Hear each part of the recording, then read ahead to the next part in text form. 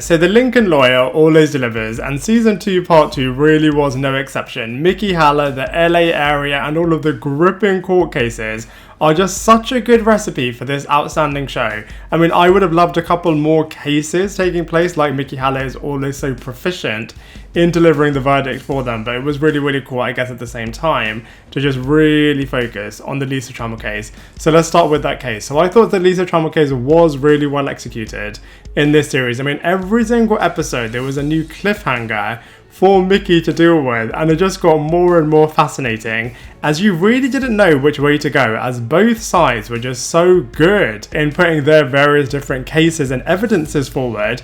I thought Mickey put up a really brilliant argument as to why it wasn't Lisa due to reasonable doubt, and just the closing remarks by both Mickey and Andy alone were just an acting masterclass, as they were both just so eloquent and able to get into the hearts and minds of the jury just so flawlessly. As to whether or not Lisa did it, it's made clear that, she did not, in fact, kill Mitchell Bondurant, but did kill her ex-husband and buried him in their garden. And this was the reason why she didn't want to sell in the first place to Mitchell, despite the fact that, he did give her a really good offer, as he would then find the body when reconstructing the area. Lorna and Izzy also figured out that actually it was Lisa who called the goons to beat up Mickey at the end of season 2 part 1, as she wanted it to make it look like it was actually Alex Grant, who was not only Mickey's target strawman, but actually did have something to do with Mitchell Bondurant's murder. I just think Lisa is an absolute character, and I thought it was really clever how they wove this all together, as in the book Lisa is actually found guilty and they do find Mitchell's body buried in her garden. So how they actually made her seem innocent of that crime but actually guilty of the murder of her actual ex-husband came together so well.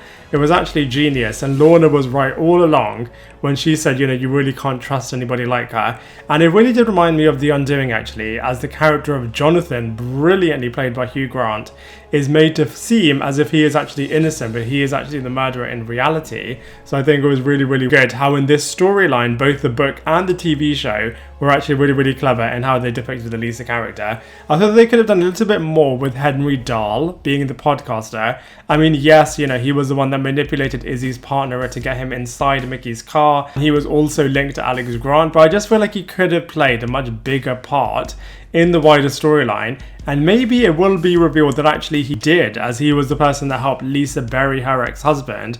I loved how the FBI were using Mickey into bringing Alex Grant's name into the mix, and then how he also used them as he was getting Alex to plead the fifth, which was the ultimate ace card in creating doubt in the jury's minds, which is all that he really wanted to do. As Monica Geller very famously said, know your audience, as it looked like it was the shady construction inspector Walter Kim, as he was, having all of this incriminating evidence found on him. And maybe he did do it and Alex had him killed off so that there was no linkage and no way for it to be traced back to him. But similarly to how all of this evidence very mysteriously and miraculously appeared to incriminate Lisa, maybe in the same way it was done to frame Walter Kim. Maybe we'll get a resolution to this next season, as it does look like the people are still after Mickey Haller, following all of the FBI chaos that he has caused for this mob boss guy Alex Grant. But then again, maybe they'll just disappear this storyline altogether, as it has basically taken up this entire season. As for the final few moments of this season, it looks like Mickey's got a new client this time, Julian Lacoste, who is connected with Mickey's old client and friend Glory Days, which means the overarching connected storyline between all of these seasons, namely Jesus Medena's case, which I believe means that Russell Lawson, from the start of season 2 part 1, might have orchestrated all of this to get a message to Mickey. So I definitely think that we'll be seeing him in season 3 again, as his storyline was just so quickly resolved that I just felt like, that we have to see Russell Lawson again. And this time, the series will be adapting the 5th book of the series, The Gods of Guilt, if we do even get a season 3. I love the character of Lorna, unapologetically herself, and just the best right-hand woman for Mickey Haller to have. Her, Cisco, Izzy, and Mickey are just the ultimate dream team. and I just loved how they gave her a really happy ending with Cisco at the end, despite, you know, having a couple of ups and downs all season long, especially with her wedding venue being cancelled in the last minute. I think Cisco and Izzy were really brilliant in how they came up with the perfect celebration for her, which I did think was really nice. It was a shame that Maggie was effectively written out this entire season.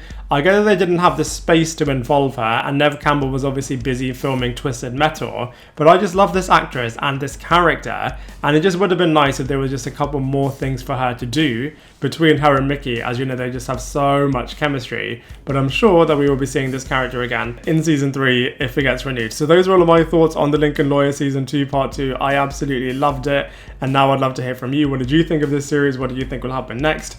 And what did you think of the whole Lisa Trommel case? Did you feel like it went on for too long? Did you enjoy it? Did you think all of the twists and turns were really good? Let me know all of your thoughts in the comment section below, and I look forward to seeing you in my next video.